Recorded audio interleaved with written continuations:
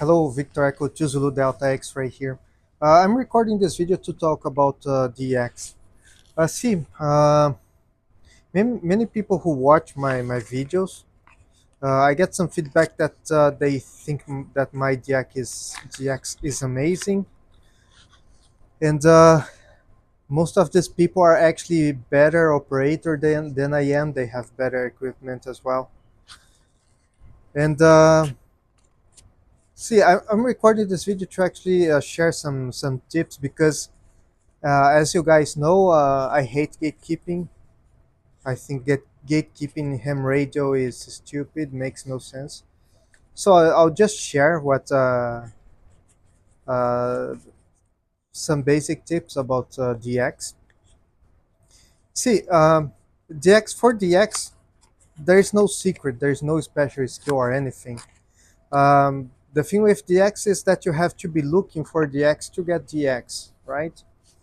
If you only hunt for PODA QSOs, you'll be getting only PODA QSOs. If you hunt for DX, you get DX. And where the DX are on the bands? Normally at the start of the band. Uh, let's say 14 on 20 meters, from 14 megahertz to 40 to 1430 maybe.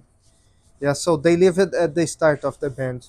The reason might change depending on the region, but I can surely tell you about Brazil. Uh, as you know, I'm Brazilian, and I did ham radio there for a long time. And back there, just one example on 40 meters, right? 40 meters, at least at the time that I was there, at 750, you had the red people doing LSB QSOs, right? SSB, sorry, SSB QSOs. 750. So nowadays, if you go to 40, you're going to see people way higher than that. And here in North America, right? In South America, I don't really see people uh, high on the bands, on the high frequencies of the band.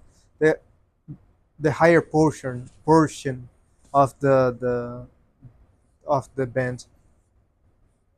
Yeah, that's one reason. On Brazil, 750, they already have SSB, QSOs, nets, and everything. So it pushes the ham radio operators lower into the frequency. That's one of the reasons in Brazil at least. And there is another reason. See, in North America, you guys don't value that much the low SWR, and in other regions, people normally do. Um, the reason I mean, I'll not discuss that, but uh, it's important to have low SWR. And not only that, here in North America, since everything is very cheap comparing to other regions, for example, buying a tuner is not always an option in other regions. You would have to build, right? So that's another reason why. So what people do normally is that they cut their antennas. It's not wire antennas or anything.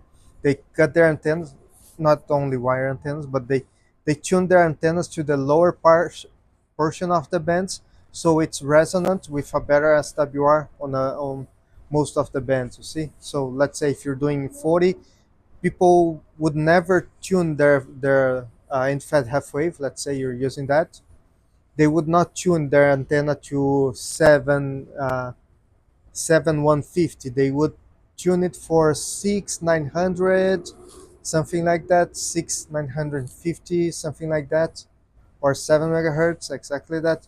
So you have a better SWR on the bands above, right? The same happen with YAG antennas when they're mute bands, and when they're not, normally people tune their YAGs to the lower portion of the band. Same with Kubco quads and stuff. Yeah, so that's a thing. So besides the band allocation, there's this factor as well.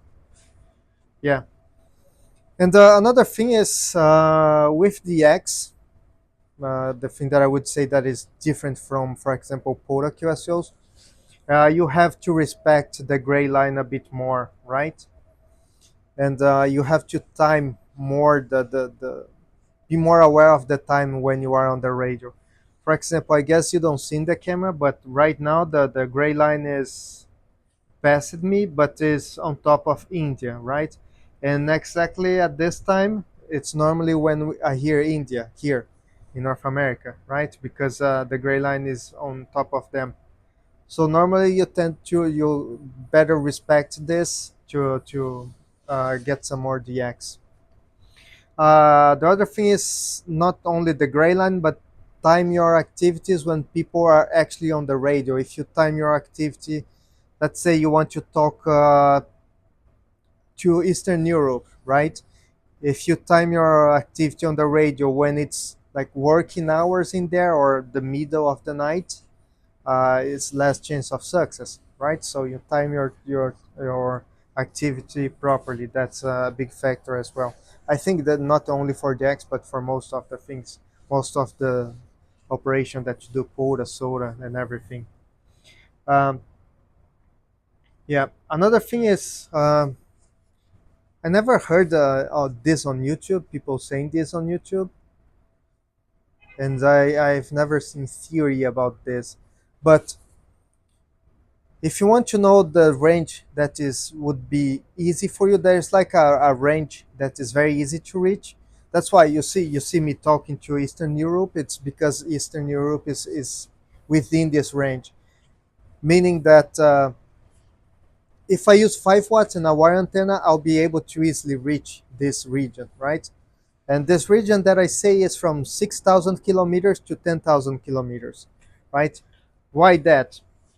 Because it includes the gray line itself, plus that small portion of that small distance from the gray line, where the propagation is still behaving um like if it was gray line, right? The effects of the gray line is fading up to this region. Like I would explain like that. Might not be exactly that, but um, with our antenna 5 watts, you shouldn't, at least in CW, right? SSB is another thing. But CW and digital from 6,000 kilometers to 10,000, it shouldn't be a hard QSO for you in fair propagation conditions, right? It doesn't need to be awesome, but if there is no propagation, of course you will not reach these regions. But if there is some fair propagation, you will easily be heard in these regions, right?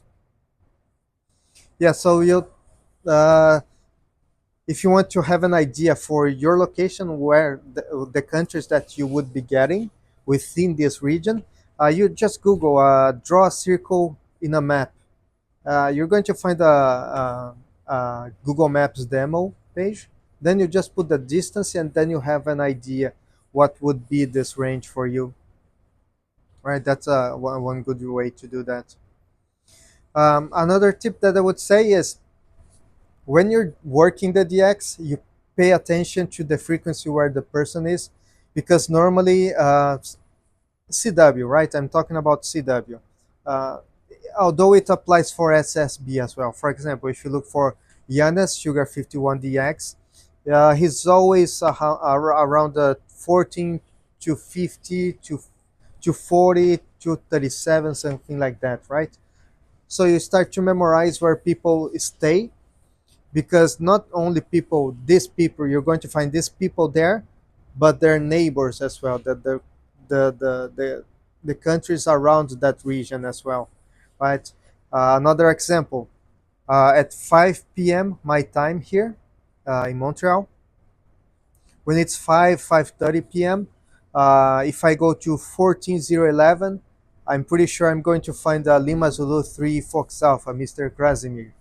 uh, so he's always there. But if I stay around those frequencies, I would certainly hear his region, Bulgaria, Ukraine, um, all the countries around Bulgaria, right? Bosnia and that stuff.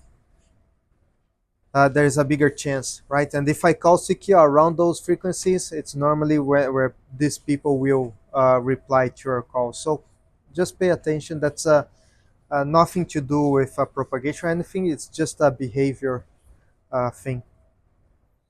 Yeah, that's it. Think I have nothing else to share. Yes, guess that's it. Otherwise, you just keep and look at the cluster. When you're looking at the cluster, you see who's reporting the signal, so you have an idea.